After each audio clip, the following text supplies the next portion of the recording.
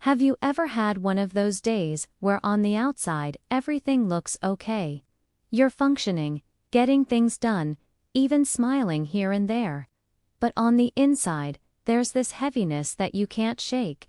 It's like there's an invisible weight in your chest that makes it hard to breathe, to think, to feel light. This feeling, this weight, is more common than we realize. And it's important to talk about it, because it represents something deeply human. It's the silent struggle many of us face when dealing with emotional burdens that are uneasily visible. Maybe you're going through something right now. Life is throwing you curveballs, and you're feeling the impact. Your shoulders are rolled forward, your jaw is clenched, and there's a tightness in your chest that's been there for days. You push through your to-do list, checking off tasks, pretending you're fine. But every time you take a breath, you feel the weight of it all pressing down on you. Or perhaps there's nothing obviously stressful happening in your life right now. The bills are paid, your family is well, your job is secure. Yet you still feel this same inexplicable heaviness. It's a constant companion that shadows you, even on sunny days. You might find yourself questioning, why am I so tired? Why do I lack motivation? Why does everything feel like such a chore? And the answers may not be as straightforward as you think. Often, this unseen weight isn't just one big problem. It's a collection of seemingly insignificant moments that, unnoticed and unaddressed, grow into a heavy burden. Small disappointments, unspoken fears, past hurts, all those times you said yes when you wanted to say no. They pile up inside, forming a dense cloud that hangs over your spirit, stealing your joy and sapping your energy. Think about it. There are those times when you don't stand up for yourself. When you do, you make excuses for others, endure hurtful jokes, or let deadlines slip by. Each of these moments, individually, may seem trivial, almost insignificant. After all, one missed deadline, one harsh comment, one time of being taken advantage of, who really cares, right? But what happens when these moments accumulate? They become a burden. A burden that sits on your shoulders, weighing you down. You might not notice it at first. You might just brush it off as another day. But as more and more of these moments pile up, they form a weight that becomes harder and harder to ignore. And the most difficult part, it's not something anyone can see. You might look fine from the outside, going through the motions, keeping busy, but under the surface, you're carrying this emotional weight. You could be in a crowded room, surrounded by friends, but still feel utterly alone, battling it out in your mind. You might even find yourself wondering, am I the only one struggling like this? Am I the only one carrying this kind of weight? The answer is no. You're not alone. But why does this happen? Why do these small, seemingly insignificant moments accumulate into such a heavy burden? Well, it comes down to something deeply human, our tendency to suppress, to ignore, to put off dealing with our emotions. We get good at hiding the cracks in our smiles, the tears behind our laughter, the fears beneath our ambitions. We convince ourselves that everything is fine when it isn't, and we carry on. But suppressing our emotions doesn't make them disappear. Instead, it's like trying to hold a ball underwater. You can press it down, but it'll pop up the moment you let go. Similarly, when we ignore or suppress our feelings, they resurface in ways we don't expect. As anxiety, as health issues, as bursts of anger or tears. It's our body and mind's way of saying, hey, I need you to pay attention. These feelings are valid and important. But why should we listen to these feelings? Why is it important to acknowledge and address this emotional weight? Because ignoring it doesn't make it go away. In fact, it makes it worse. When we suppress our emotions, we're essentially telling ourselves that what we're feeling isn't okay. that it's not important enough to be talked about. But this sends a harmful message to our minds. It tells us that our feelings aren't valid, that we shouldn't trust them, and this erodes our connection to ourselves. We become disconnected from our intuition, from the wisdom of our bodies. Furthermore, carrying this weight comes at a cost. It affects our mental health, our physical health, our relationships. You might find yourself constantly exhausted, burnt out, unable to enjoy the things you love. You might develop physical tension, headaches, stomachaches, or even find yourself holding on to grudges and resentment. It can affect your work, your sleep, your appetite, and your ability to concentrate. You might find yourself withdrawing socially, becoming snappier or more tearful than usual. All these things can be symptoms of carrying emotional weight. So what can we do about it? How do we deal with this heavy weight that seems to be an inevitable part of the human experience? The first step is to recognize it. Acknowledge that you're carrying something, even if you don't understand why or how to let it go. Sit with your feelings, even if they're uncomfortable. Ask yourself, what am I feeling right now? Be honest with yourself and with others. Share your struggles with someone you trust, a friend, a family member, a therapist. Talking about it, putting it into words, can be the first step to releasing it. It also helps to practice self-care. To take time for yourself, to do things that help you relax and recharge. This could be taking a walk, listening to music, reading a book, or simply taking a break. It's important to honor your limits, to set boundaries, and to say no when you need to. Don't be afraid to ask for help. Reach out to those who care about you. Lean on their support. Remember, you're stronger when you're not trying to carry the weight alone. Finally, seek professional help if needed. There's no shame in it. A therapist can provide a safe space for you to explore your feelings, to help you understand and manage them better. In conclusion, carrying weight isn't a sign of weakness. It's a sign of humanity. It means you're living, feeling, experiencing the full range of emotions that make us human. While it can be challenging, even painful, to acknowledge and process this weight, it's crucial for our well-being, for our growth.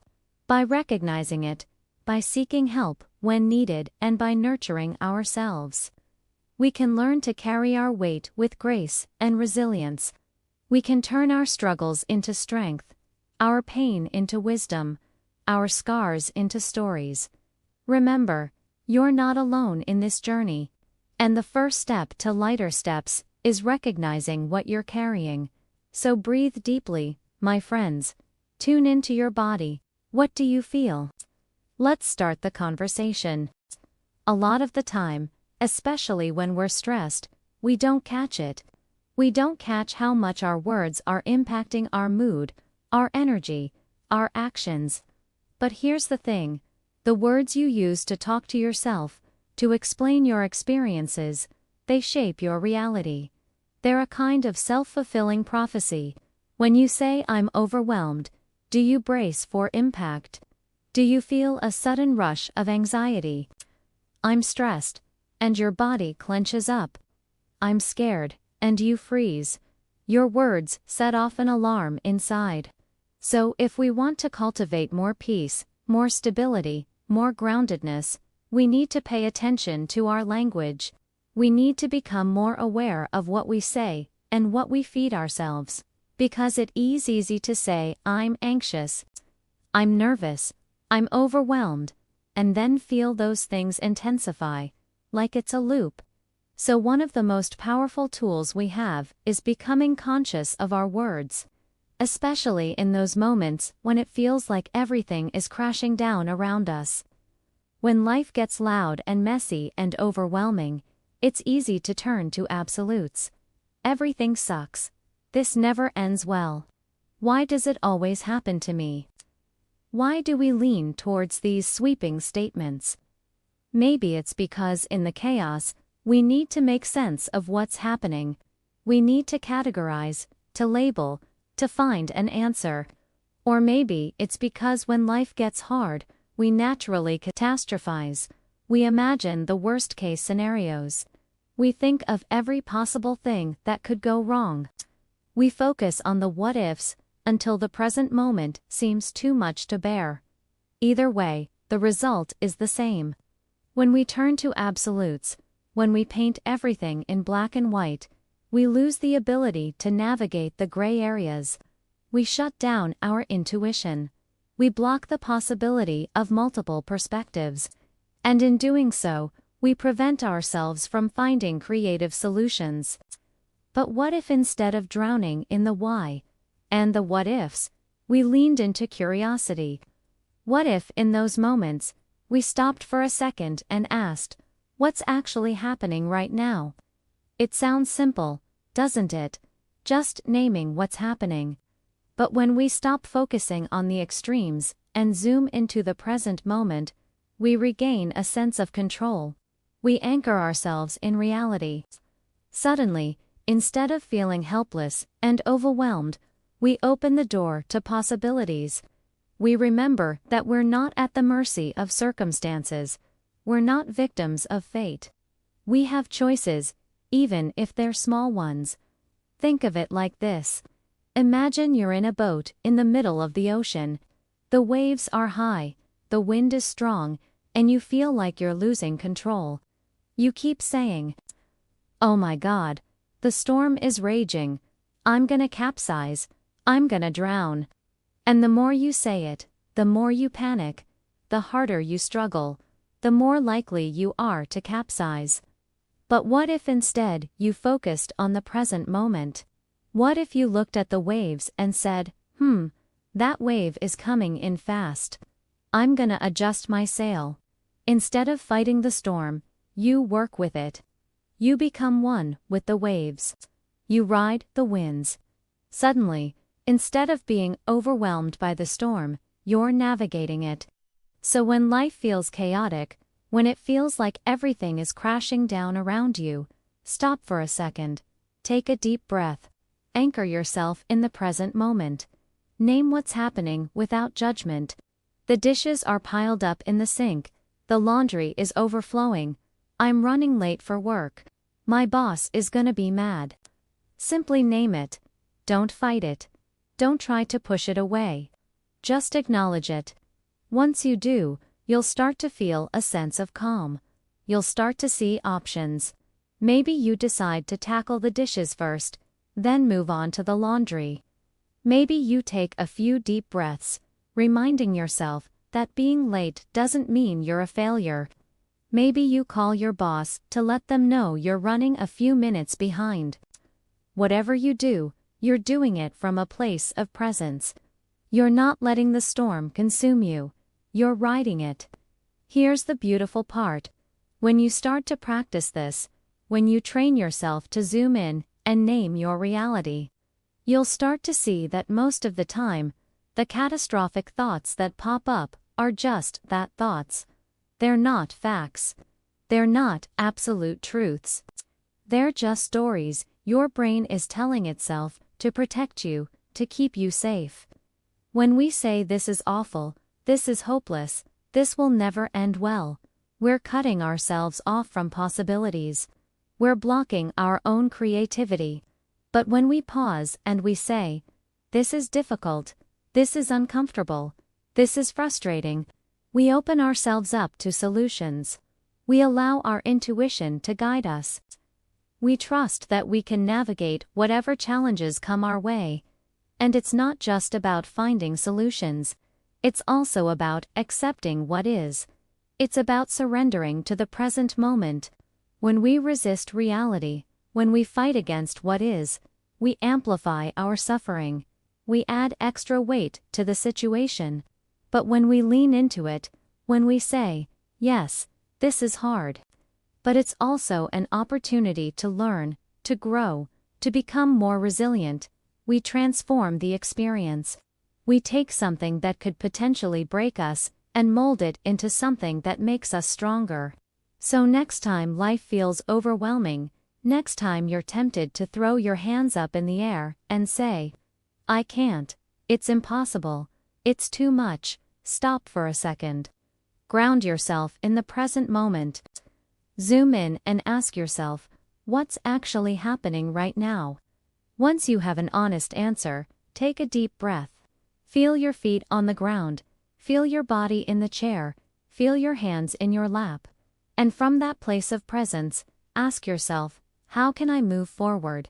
How can I make the best of this situation? How can I turn this challenge into an opportunity? It won't be easy. It won't always be comfortable. But when you practice this, when you train yourself to meet life's challenges with curiosity rather than fear, with presence rather than panic, you'll start to notice a shift. You'll start to feel more grounded, more centered, more capable. You'll start to realize that you're not at the mercy of circumstances. You're not a victim of fate. You're the architect of your own reality. And your words, your conscious, intentional words, are the blueprint.